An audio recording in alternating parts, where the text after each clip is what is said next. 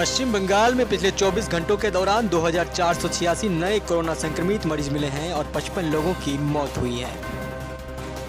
Corona की तीसरी लहर पर भारतीय आयुर्विज्ञान संस्थान के डायरेक्टर यानी कि एम्स के डायरेक्टर डॉक्टर रणदीप गुलेरिया ने चेतावनी जारी की है। उन्होंने कहा है कि यदि कोरोना गाइडलाइंस का पालन नहीं किया गया और बाजारों या टूरिस्ट स्पॉट पर लगने वाली भीड़ को नहीं रोका गया तो कोरोना की तीसरी लहर सिर्फ 6 से 8 हफ्तों में पूरे देश पर अटैक कर सकती है। बंगाल के मालदा जिले के कालियाचक में एक लड़के ने कथित तौर पर मम्मी बनाने का प्रयोग करने के लिए एक बड़ा कांड कर डाला। उसने अपनी ही मां, बहन, पिता और दादी को बड़ी ही बेरहमी से मार डाला। अब उसने कहा है कि वह प्राचीन काल में लाश को संरक्षित करने के लिए मम्मी बनाने का प्रयोग करना चाहता था। मृतकों की पहचान जब्बाद अली, ईरा बीबी, दीमा खातून और अलेकुनरूर बेवा के रूप में हुई है। कालियाचक थाना क्षेत्र के ओल्ड 16 माइल के गुरुटोला गाँव के आसिफ मोहम्मद ने परिवार के सभी 4 लोगों के शरीर पर तरह तरह के रसायन के लेप लगाए और सफेद कपड़े में लपेटकर घर के अंदर एक ताबूत में दफन कर दिया। घटना के 4 महीने बाद आसिफ के बड़े भाई राहुल शेख ने उसकी पोल खोल दी। घटना की पूरी जानकारी मिलने के बाद से पुलिस अधिकारी भी सन्न है। जांचकर्ता इस बात से परेशान और हैरान है कि आसिफ मोहम्मद, जिसकी उम्र इस वक्त महज 18 साल है, इतनी घातक योजना कैसे बना ली। शनिवार सुबह आरोपी आसिफ मोहम्मद की आपराधिक गतिविधियों की जानकारी मिलने के बाद जिला पुलिस के अधिकारी दंग रह गए। एक ही परिवार के 4 सदस्यों की इस तरीके से हुई हत्या की खबर सामने आने के बाद उस गांव के सभी लोग हैरान हैं। पुलिस को पता चला है कि आसिफ मोहम्मद ने फरवरी में ही अपने परिवार के 4 सदस्यों की हत्या कर उन्हें एक ताबूत में दफना दिया था। इसके बाद वह समाज से पूरी तरह से कट गया था, घर से बाहर भी नहीं निकलता था। स्थानीय लोगों ने कहा है कि घटना के बाद से आसिफ मोहम्मद ने कभी घर नहीं छोड़ा। उसने अपने कुछ रिश्तेदारों को फोन पर बताया है कि उसके माता पिता, बहन, दादी में एक फ्लैट खरीदे हैं और वहीं चले गए हैं। पिता ने वहां व्यवसाय शुरू किया है, 3-4 साल बाद मालदा आएंगे। कुछ लोगों ने उसकी बातों पर यकीन कर लिया।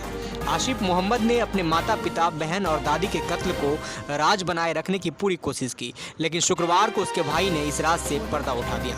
आरोपी के भाई राहुल शेख को पहले से पता था कि आसिफ ने उसके माता पिता, नाबालिग बहन और दादी की हत्या कर दी है। पुलिस यह भी पता लगा रही है कि राहुल शेख कितने दिनों तक चुप क्यों रहा। राहुल शेख अपने भाई आसिफ मोहम्मद की प्रताड़ना से तंग काफ़ी समय पहले कोलकाता भाग गया था।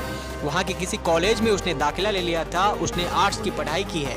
राहुल शेख ने पुलिस को बताया कि आसिफ पिता, मां, बहन और दादी के पुलिस को शुरुआती जांच में पता चला कि आसिफ में इतनी ताकत नहीं कि वह 4 लोगों को एक साथ मार डाले।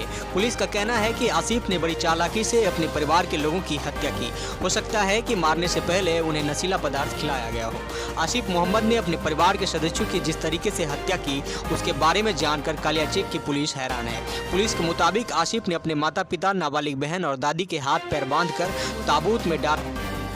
दक्षिण 24 परगना स्थित बगखाली थाना अंतर्गत हिलसा मछली पकड़ने के लिए गहरे सागर में गए मछुआरों का जहाज डूब गया। इस पर 12 लोग सवार थे। मौसम विभाग के अलर्ट की अनदेखी कर ये मछुआरे सागर में चले गए थे। इनमें से एक ट्रॉलर बंगाल की खाड़ी के पास डूब गया। घटना शनिवार सुबह की है। दुर्घटनाग्रस्त ट्रॉलर का नाम तारामा 4 है। सूत्रों के अनुसार 12 मछुआरों के साथ सागर की ऊंची नीची लहरों में ट्रॉलर डूब गया, लेकिन अन्य ट्रॉलरों के मछुआरों की मदद से तारामा के सभी मछुआरों को सुरक्षित निकाल लिया गया। दूसरे ट्रॉलर की मदद से सभी को सुरक्षित जगह पहुंचा दिया गया है। गौरतलब है कि 15 जून को सरकारी प्रतिबंध हटाए जाने के बाद हिलसा की तलाश में तारामा 4 नाम के ट्रॉलर में 12 मछुआरे गहरे समुद्र में चले गए थे। बंगाल की खाड़ी के ऊपर बने निम्न दबाव के कारण आने वाले तूफान की चेतावनी पहले ही मछुआरों को दी जा चुकी थी। फिर भी सभी मछुआरे गहरे समुद्र में मछली पकड़ने निकल गए। पश्चिम बंगाल के राज्यपाल जगदीप धनखड़ ने 3 दिन में आज यानी शनिवार को दूसरी बार दिल्ली में केंद्रीय गृह मंत्री अमित शाह से मुलाकात की। अमित शाह से मुलाकात के बाद धनखड़ ने कहा कि यह वक्त हमारे लिए लोकतंत्र, संविधान और कानून में विश्वास बनाए रखने का है। उन्होंने अपील की कि सभी नौकरशाह और पुलिसकर्मी आचार संहिता और नियमों का पालन करें। बता दें कि जगदीप धनखड़ ने शुक्रवार को अंतिम समय में राज्य की कानून व्यवस्था की स्थिति पर केंद्रीय गृह मंत्री से चर्चा के लिए दिल्ली से कोलकाता लौटने का कार्यक्रम बदल दिया था। वे आज बंगाल लौटे। पिछले कुछ हफ्तों में पश्चिम बंगाल में राजनीतिक हिंसा की घटनाओं को लेकर राज्यपाल ने कड़ी चिंता जताई है। बता दें कि पश्चिम बंगाल में बिगड़ती कानून व्यवस्था को लेकर धनखड़ पश्चिम बंगाल के मुख्यमंत्री ममता बनर्जी के साथ आमने सामने हैं। धनखड़ ने हालांकि कहा कि राष्ट्रपति से उनकी मुलाकात एक शिष्टाचार मुलाकात थी। धनखड़ ने 2 मई को चुनाव परिणाम घोषित होने के बाद हिंसा प्रभावित राज्य के कई हिस्सों का दौरा किया था और लोगों से बात की थी।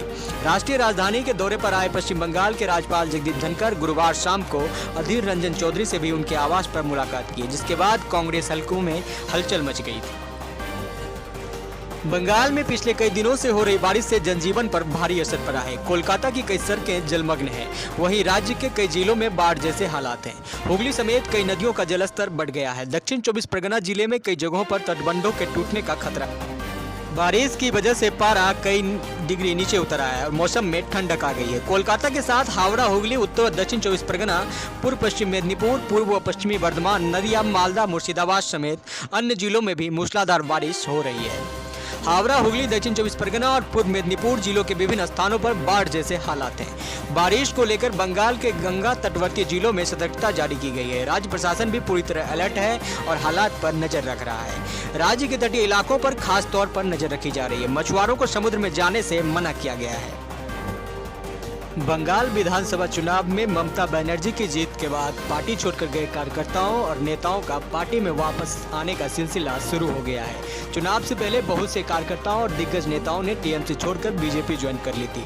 अब जब टीएमसी ने एक बार फिर सत्ता में वापसी की है तो पार्टी से गए नेताओं और कार्यकर्ताओं की भी घर वापसी शुरू हो गई है। सबसे पहले शुरुआत मुकुल रॉय ने की। मुकुल रॉय के वापस आने के बाद कई और नेता वापस आने के मूड में है।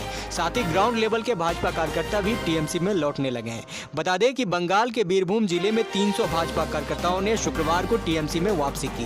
बीरभूम में टीएमसी कार्यालय के सामने बीजेपी में गए लगभग 300 कार्यकर्ता भूख हड़ताल पर बैठ गए थे। इन कार्यकर्ताओं की मांग थी कि पार्टी में इन्हें वापस लिया जाए, जिसके बाद सभी कार्यकर्ताओं को गंगा जल छिड़क कर उनके दिमाग का शुद्धिकरण कर पार्टी में वापस ले लिया गया। कार्यकर्ताओं का भूख हड़ताल सुबह 8 बजे शुरू हुआ था और 3 घंटे चला था।